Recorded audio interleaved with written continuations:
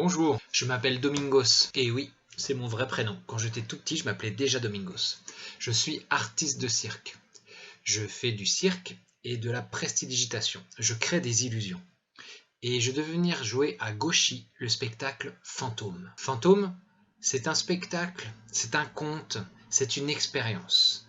C'est quelque chose qui permet aux gens de vivre une histoire qui se passe chez vous. Une histoire qui nous permet de comprendre d'où viennent nos croyances, pourquoi est-ce qu'on croit aux choses surnaturelles, notamment aux fantômes, et qui permet de discuter pendant le spectacle avec un fantôme. Le fantôme de l'endroit où nous sommes. Donc là, on aurait essayé de discuter avec un fantôme de Gauchy.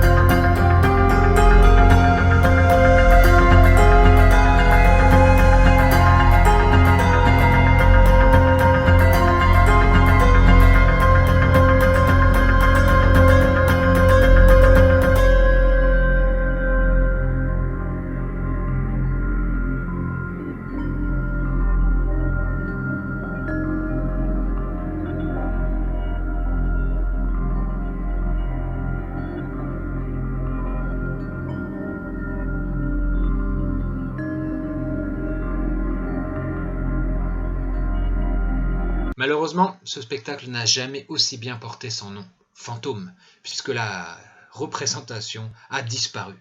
Elle restera une possibilité, elle restera quelque chose d'éthéré, d'impalpable, d'intangible, emporté par les tourments du Covid.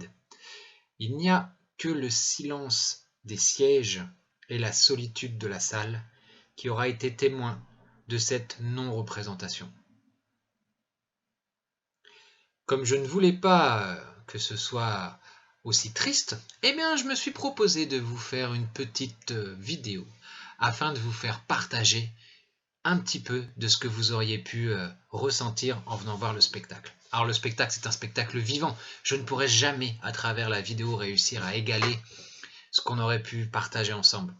Mais je peux essayer de vous raconter une petite histoire. Déjà, il faut savoir que la MCL de Gauchy, pour moi, a une saveur particulière. Lorsque je ne faisais pas encore de spectacle et que j'avais entre 20 et 25 ans, j'habitais et je travaillais dans un petit village près de Gauchy, à Merlieu et Fouquerolles. Un village du livre qui organise le plus grand festival du livre au nord de Paris. Et à chaque fois que j'allais voir un spectacle, eh bien, j'allais à la MCL de Gauchy. Et c'est là que j'ai vu mes premiers spectacles de nouveau cirque. C'est là que je me suis forgé ma culture circassienne. On peut donc dire que c'est un peu grâce à la MCL de Gauchy et à sa programmation culturelle que j'ai eu moi aussi envie de rentrer dans ce monde, de parcourir les écoles de cirque pour être formé et à mon tour proposer des spectacles.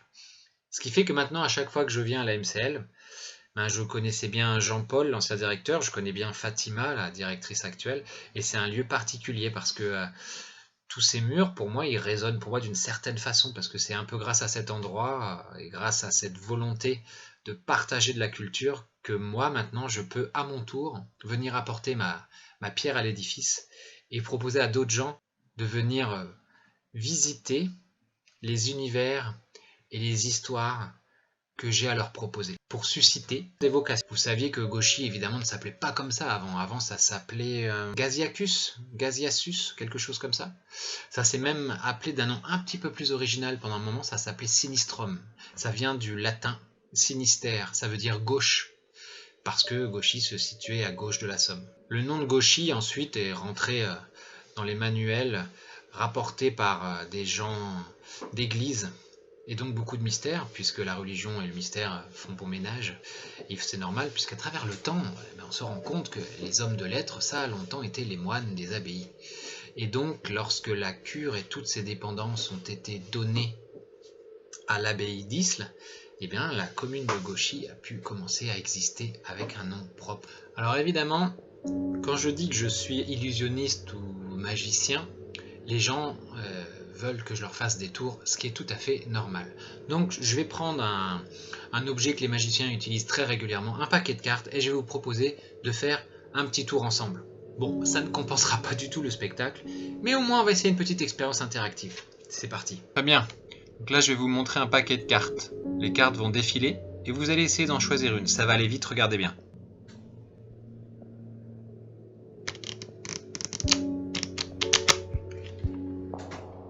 Vous avez une carte ? Je recommence. Très bien. Vous avez bien votre carte en tête ? Ok, alors regardez bien.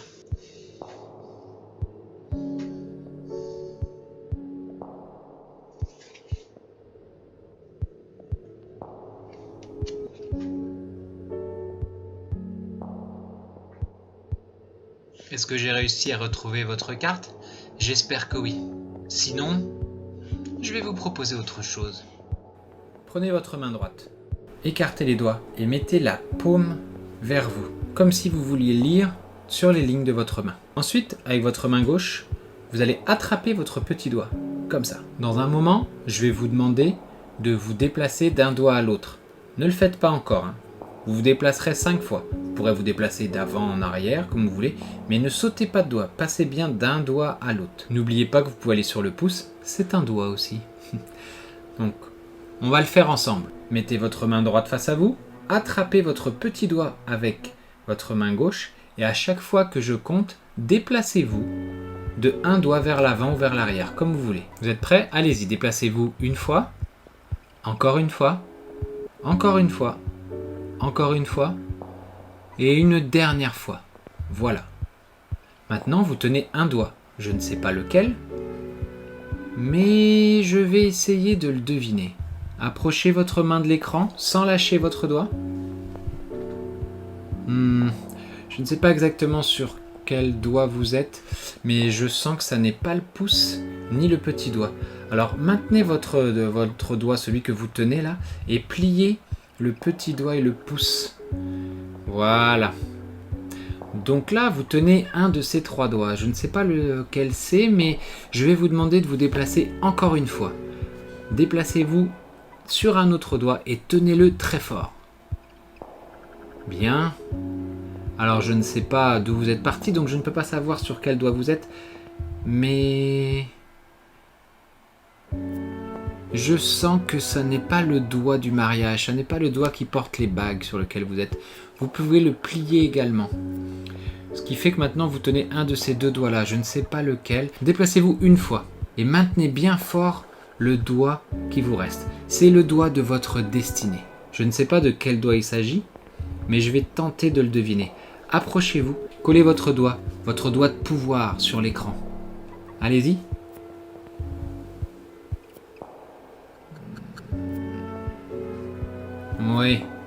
Oui, je sens. Votre doigt de pouvoir, c'est l'index. C'est ça?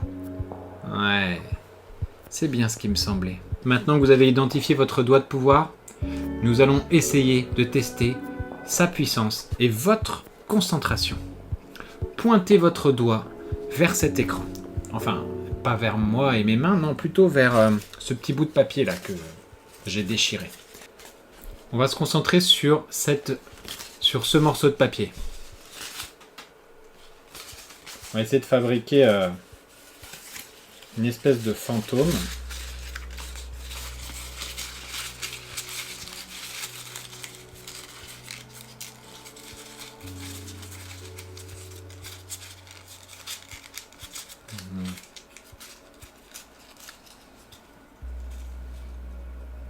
Oui. Concentrez-vous sur ce fantôme. Imaginez que vous avez une petite sphère d'énergie qui part du bout de votre doigt et qui pointe vers cette silhouette fantomatique. Regardez bien. Formidable. Allez-y, concentrez-vous encore. Essayez d'imaginer que vous êtes capable de faire bouger les objets à distance, de faire se déplacer ce petit fantôme. Ouais, très bien. Et bien maintenant, vous savez quel est votre doigt de pouvoir, vous savez que vous êtes capable de vous concentrer pour faire des choses mystérieuses, et vous savez qu'avec une bonne histoire, on peut faire croire à peu près n'importe quoi à n'importe qui.